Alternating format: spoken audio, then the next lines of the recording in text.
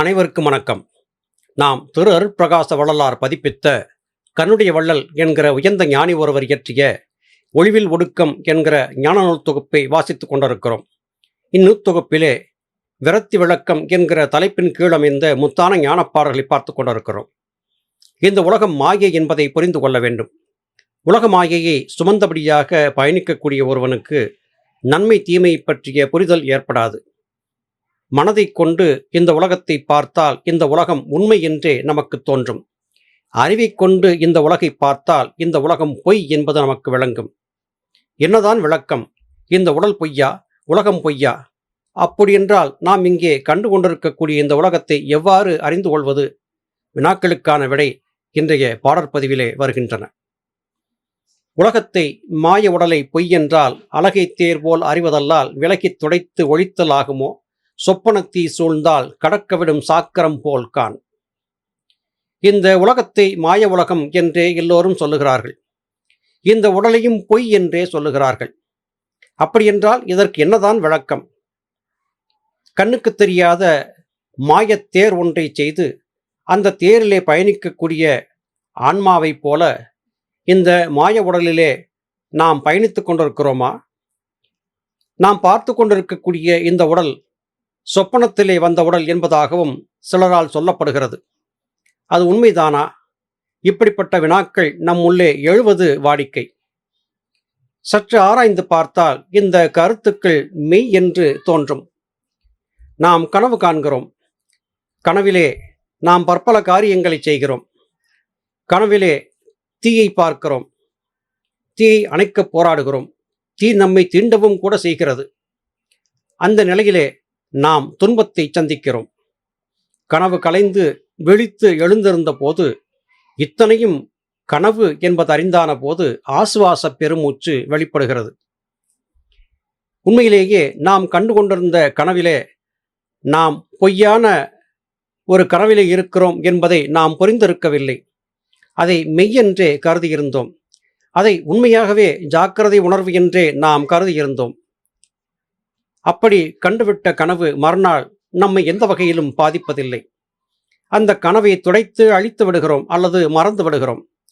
இப்படி கனவின் மூலமாக நமக்கு ஏற்பட்ட ஒரு சிறிய மனக்கிலேசத்தை அறிவை கொண்டு ஆராய்ந்து இதுவரையிலும் நாம் கண்டது கனவு என்பதை புரிந்தான பிறகு அந்த கனவு ஏற்படுத்திய தாக்கத்திலிருந்து நாம் மெல்ல மெல்ல விடுபட்டு விடுகிறோம்.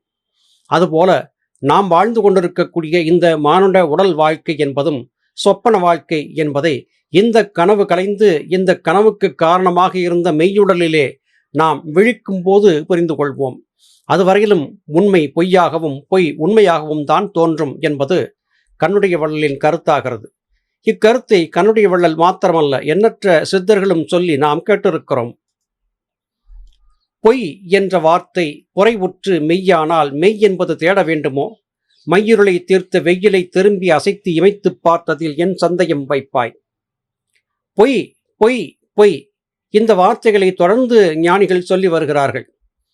பொய் என்று சொன்னாலும் கூட நம்மால் அதை ஏற்றுக்கொள்ள முடியவில்லை. காரணம், ஒவ்வொரு நாளும் நாம் வாழ்ந்து கொண்டிருக்கிறோம்.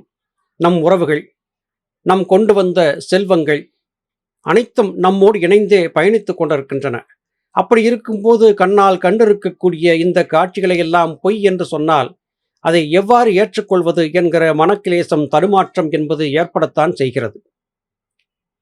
முதுமை என்பதை சந்தித்து எழுந்து நடக்கக்கூட இயலாமல் நரைதரை வந்து தடுமாற்றத்தோடு இருக்கக்கூடிய ஒருவர் தான் வாழ்ந்திருந்த வாழ்நாளை திரும்பவும் சிந்தித்து பார்க்கும்போது, நான் கொண்டிருந்த உடல் என்ன, அதன் அலங்காரங்கள் என்ன, நான் தேடிய திரவியங்கள் என்ன, நான் பூண்டிருந்த ஆடை ஆபரணங்கள் என்ன, எல்லாமே போய்விட்டதே.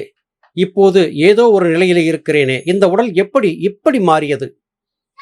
இந்த தேடுதலும் குறைபாடு கொண்ட மனக்குமரலும் அப்போது இருந்து கொண்டுதான் இருக்கும்.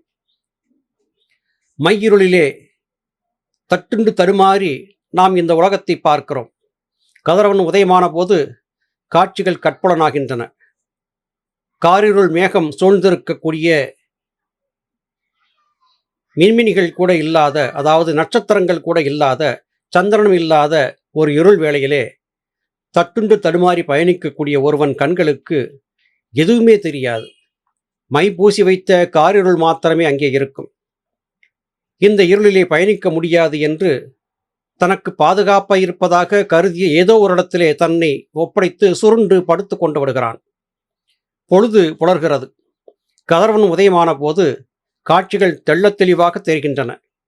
அவன் பாதுகாப்பான இடம் என்று கருதி சுருண்டு படுத்திருந்த இடம் ஒரு மயானம், சமாதி என்பது தெரிந்தபோது அவனுக்குள்ளே ஒரு அச்சம் ஏற்படுகிறது. இந்த மயானத்திலா இதுவரையிலும் நாம் படுத்திருந்தோம் என்று எண்ணி பார்த்தபோது அவன் உடல் லேசாக நடுங்குகிறது. இங்கே எதுவுமே இல்லை, இருளாக மாத்திரமே இருக்கிறது என்று கருதியிருந்த போது பொழுது விடிந்து கதிரவன் உதயம் என்பது ஏற்பட்ட போது உண்மையான நிலை வெளிப்பட்டு வந்தது. எப்படி பார்த்தாலும் கதிரவன் உதயமாகாமல் இருந்திருந்தால் அந்த மனிதன் தங்கியிருந்த இடம் எது என்பது அவனுக்கு தெரியாமலே போயிருக்கும்.